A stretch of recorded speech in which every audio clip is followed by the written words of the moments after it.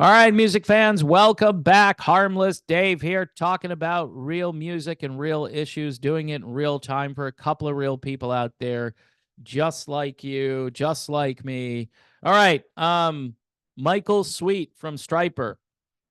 He's ticked off at Spotify and he's making some good points. So I figured I would cover this. I know Michael has quite a fan base. There's a couple things Striper has done over their career, which I pushed back against a little bit. They came out with this album a few years ago called GD Evil, and I didn't like the title of the album. I thought it was provocative, and people are going to take it out of context, and it sounds like you're taking God's name in vain. So I was kind of like, you know what, you probably could have done a better job marketing. But as far as the band and what they've accomplished over a very long career, I'm all right with Striper. Okay, so there you go.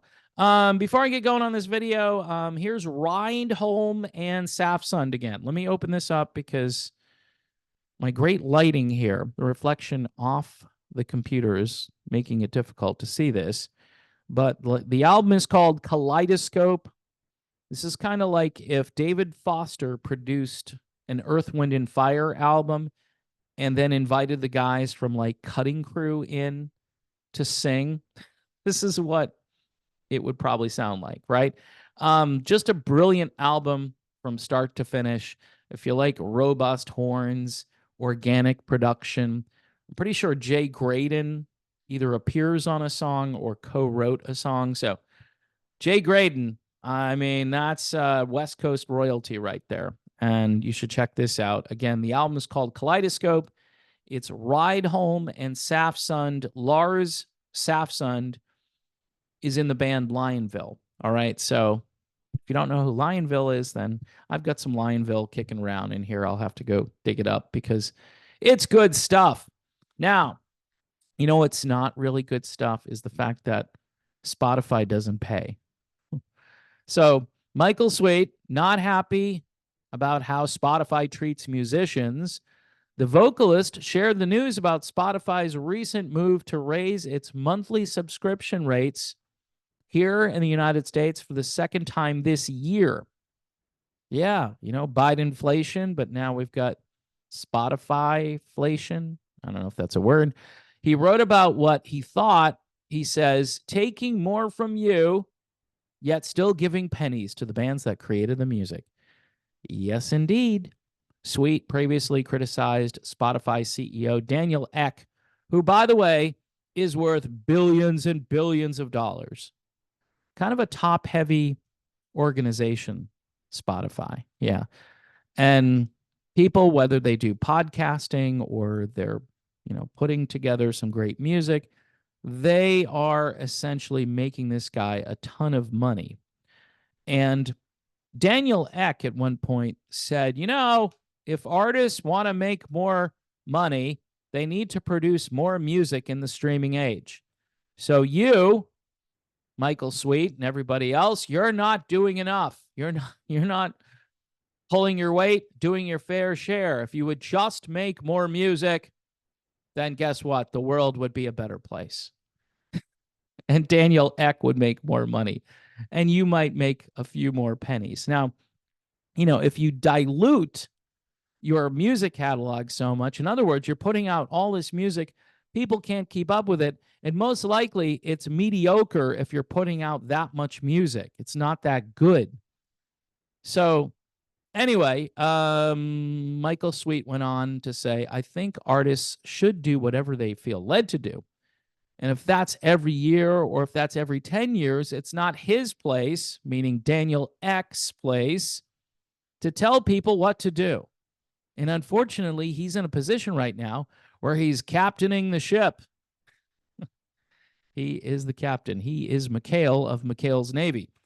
Spotify is pretty much the leading way for music to be heard and be streamed. And artists, as you know, make very little money from all the streaming. Now, let me just interject here. What would be smart is if the artists got together and said, no, we're not doing this anymore. You guys need to change how you pay us. You need to be more generous. And I think this is an issue that should be addressed by Congress, believe it or not, because this is some kind of a weird monopoly.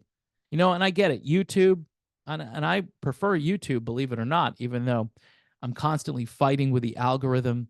And when people think of YouTube, oftentimes they think of censorship, they think of frivolous pop culture stuff like June. What's going on in June this month? Are they going to promote that more than they're going to promote, say, like me talking about God, which they probably will, de-boost me and increase the other stuff. Here's the deal, though. And it's kind of like Amazon to some degree. It's such a good product that people use it reluctantly. They're like, yeah, I ordered this on Amazon. I got it in like a day. Yeah, YouTube, for the same membership price, I'm getting movies, music, and I'm getting stuff that's uploaded independently to the platform that you won't hear on Spotify. So that is a pretty big deal. All of the live clips that you're going to see, like if you go to a concert and you got your phone, right? And you're one of those people that just watches the entire concert through your phone. These are the people Eric Clapton was kind of annoyed with. And other people have said, hey, can you just watch the show? Put your phone down. But anyway, people are recording a lot of stuff and they're uploading directly to YouTube. And if you're thinking about going to a show, you can watch the footage and say, you know what? REO Speedwagon, they don't sound anything like they did even 20 years ago. Why would I waste my money on that? I'm just throwing that out there. I'm not saying it's true, although I'm not saying it's not true. So anyway, Michael Sweet goes on here. The labels are making a little more money, but this guy's getting rich, becoming a multi-millionaire, if not, no, he's a billionaire. And then he's telling people how to do things and what they need to do. It's just kind of hypocritical and comical. I can't wait until the day comes when Spotify is no more. I'd love to see that day. So he wants to see the complete end of Spotify. That's what he's saying. You know what? I kind of agree with him. The singer talked about how he would prefer things to be. I'd love to see some streaming music be done away with and for it to get back to some sort of hard copy. Oh, so here he is, Michael Sweet, and he's basically speaking in my language here because that's the fair way to do things. That's when the artist who is working so hard to create the music is compensated properly. Spotify is raising its prices again in the US starting next month. Premium subscribers will pay $11.99 a month, up from $1 that from last July.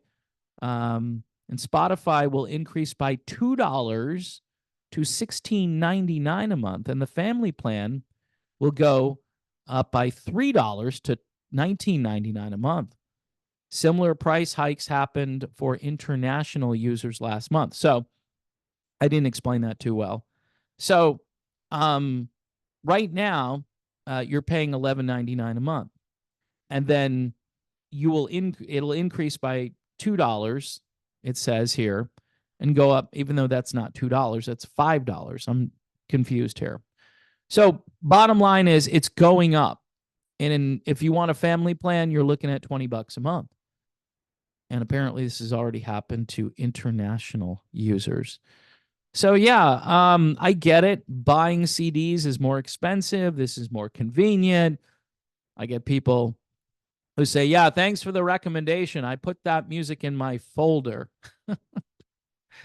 So you've got a folder and I get a bunch of CDs. That's just the way I do things. That's the way I roll. I agree with Michael Sweet. At the very least, you can keep the streaming platforms, but compensate the artists appropriately. Don't give them pennies after all of this hard work. I mean, making music is no small matter. Very few of us can make quality music. So these guys have made a super quality album right here. Again, Ride Home and Safsund. The album is called Kaleidoscope. Kind of like Earth, Wind, and Fire meets Cutting Crew, okay, with great production value. lengthy songs that go off on all kinds of musical tangents. It's just real ear candy. And yes, you can hear it over on Spotify if you don't want to buy it, or you should go to Pride Enjoy Music and buy yourself a copy. Want to thank everyone for watching the channel. If you want to support this channel, YouTube memberships, great way to do that. Also, by the way, the YouTube members typically get early watching privileges on about 95% of the stuff that I post. So there are videos that I've already done that the YouTube members had access to probably a day early, or at least a few hours earlier than their debut. You've also got Patreon. I typically have conversations with patrons most of the day. And if I don't get back to you right away, don't take it personal. Business is good over on Patreon, thank God. And so it takes me a while sometimes to answer all the questions. And then buy me a coffee, which has been a big hit during the whole Eric Clapton thing. People are just thankful that Eric and I had the conversation. And yes, I am too. Thankful every day. Eric is the one getting me all the new subscribers as we are actually on our way to 80,000. Yeah. I didn't think I would see that this year. So thank you, Eric Clapton. Thank you, subscribers. And I will be back soon. So stay tuned.